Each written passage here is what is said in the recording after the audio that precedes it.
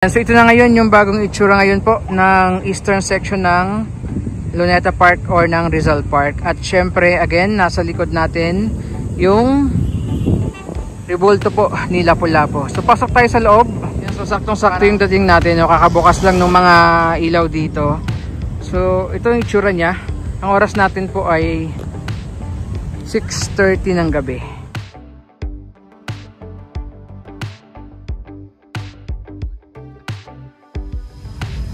Ayan, pwede na ulit makapasyal dito, mag-relax with your friends, family, and loved ones ng gabi.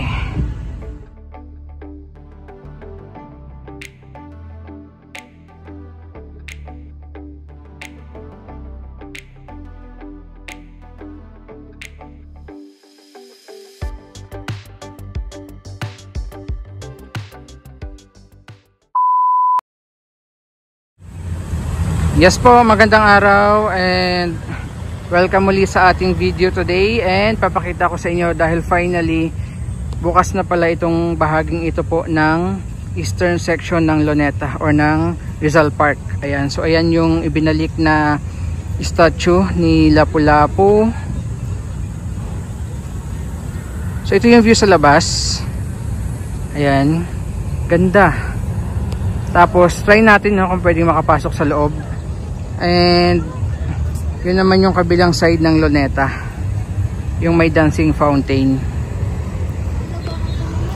Okay, so lapit muna tayo dito sa first time nating makita ng malapitan itong rebulto ni Lapu-Lapu dito. So dati po andun yan sa may bandang gitna, no? Ayan dito banda. Tapos nilipat dito sa pinakaharapan, no, sa labas. Ayan.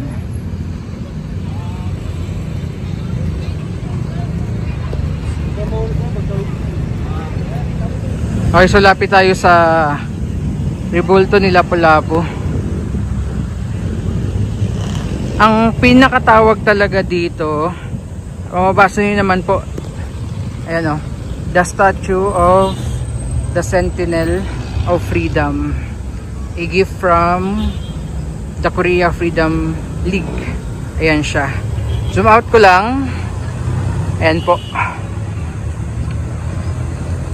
Pero syempre kitang kita pa rin sa background din niya, no? Just like yung rebulto ni Dr. Jose Rizal doon sa may kabilang side, kitang kita rin yung ito, yung building na to, yung Torre de Manila. At syempre ayan, pwede na ulit pumasyal dito sa eastern section ng Luneta sa gabi. So sa labas, ganda. Tingnan nyo po, oh. Sobrang simple lang pero ang gandang tingnan, no? Sobrang nakaka-relax. Sarap ng hangin ngayong hapon. Ang sarap umupo dyan, no? At magpahangin-hangin lang. Yan, so ito na ngayon yung bagong itsura ngayon po ng eastern section ng Luneta Park or ng Rizal Park. At syempre again nasa likod natin yung rebulto po ni Lapu-Lapu. So pasok tayo sa loob para makita natin. And yung paligid pala sa labas, ayan, pakita ko lang ulit sa inyo.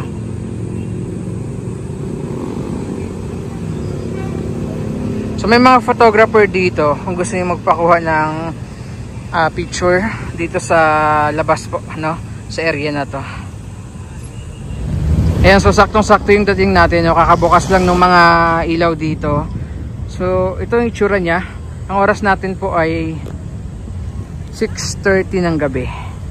So may mga upuan din dito sa labas kung gusto niyo po. Ayan, may mga ilaw. At syempre ito talaga yung isa sa center of attraction po dito sa eastern section, no? Kaya ang daming nagpapapicture dyan sa labas.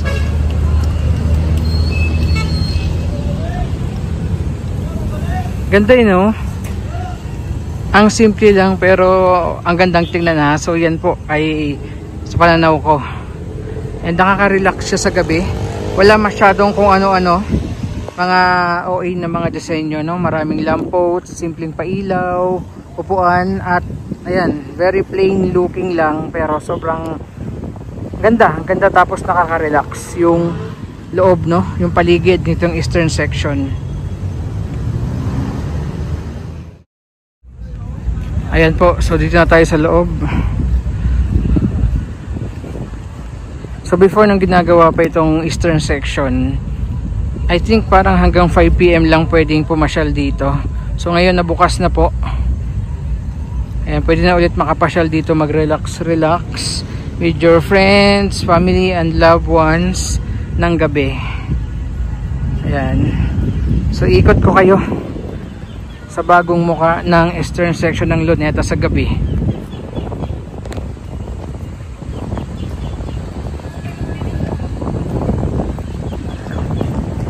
So aside sa mga namamasyal, ang dami ring mga nagda-jogging dito sa loob. Ayan, so ganito yung itsura po niya sa gabi. This is the best time na pumasyal dito, no? Kasi nga napakainit sa araw. Kung gusto niyo naman mapanood yung dancing fountain, nandun po sa may kabila, dun sa kabilang side ng Luneta.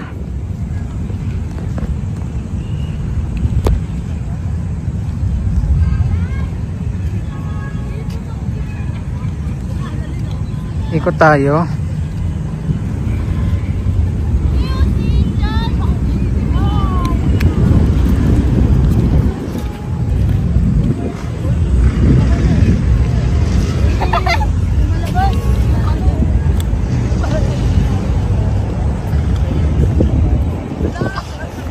Isa sa mapapansin nyo dito, sobrang linis.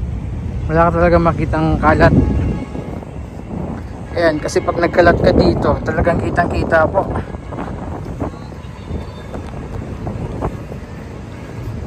Pag pumasok kayo dito sa loob, mostly po mga makikita nyo, no?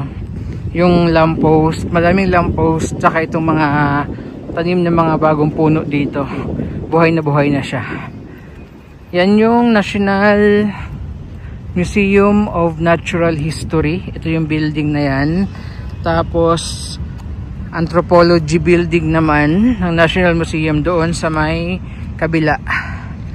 Ayan, tingnan, sarap mag-jogging dito. Napakadaming mga nagja-jogging. Paikot, no, dito sa area ng Luneta.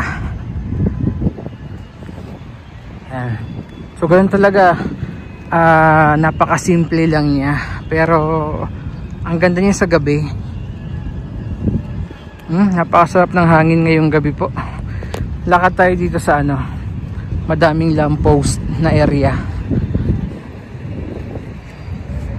Yan, ito yung itsura sa gabi po, no, ng Natural History Building ng National Museum.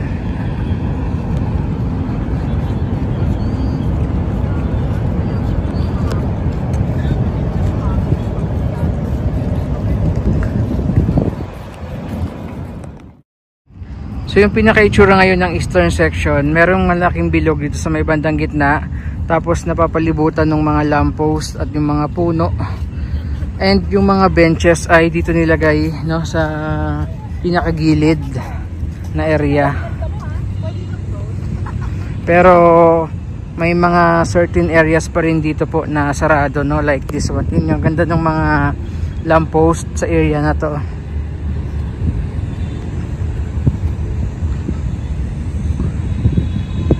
Sarap ng hangin ngayong gabi.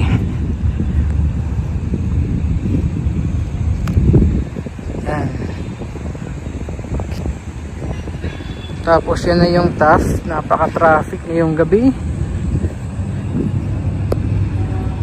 Tapos yung linya ng LRT Line 1. Ayan po. Kasi ito malawak na area ulit, no? Puro damo.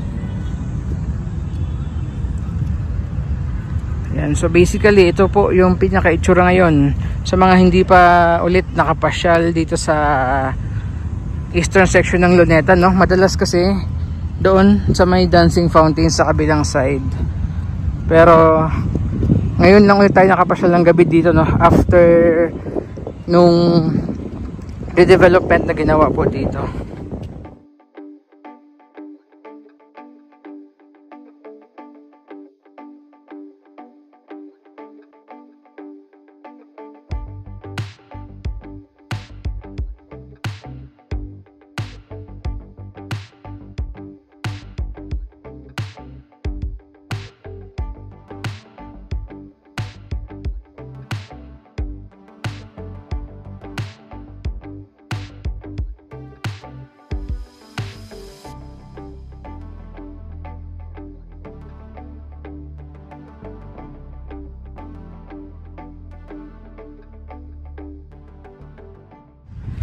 Sa mga taga Manila dyan or malapit dito sa area na mga mahilig tumakbo, no, mukhang ang ganda dito, no, aside sa safety ng mga runners, ganda pa ng lugar, nakaka-relax. Ayan, tingnan nyo po. Kaya ang dami nating kasabay dito ngayon ng mga tumatakbo, nagja-jogging.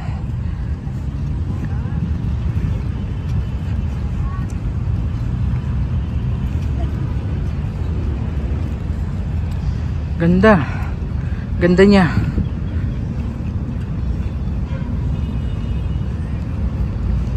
O kayo po, kung tatanungin kayo, ano po yung masasabi nyo sa bagong mukha ngayon ng eastern section nitong Luneta? Parang natatandaan ko yung last vlog ko dito nung gabi was 2019 pa. And ngayon lang ulit tayo naka-vlog dito po ng gabi, no, sa bahaging ito ng Luneta, kasi madalas dun tayo sa may dancing fountain. Okay, so ito muna yung ating update. Maraming salamat po. God bless and ingat po tayong lahat.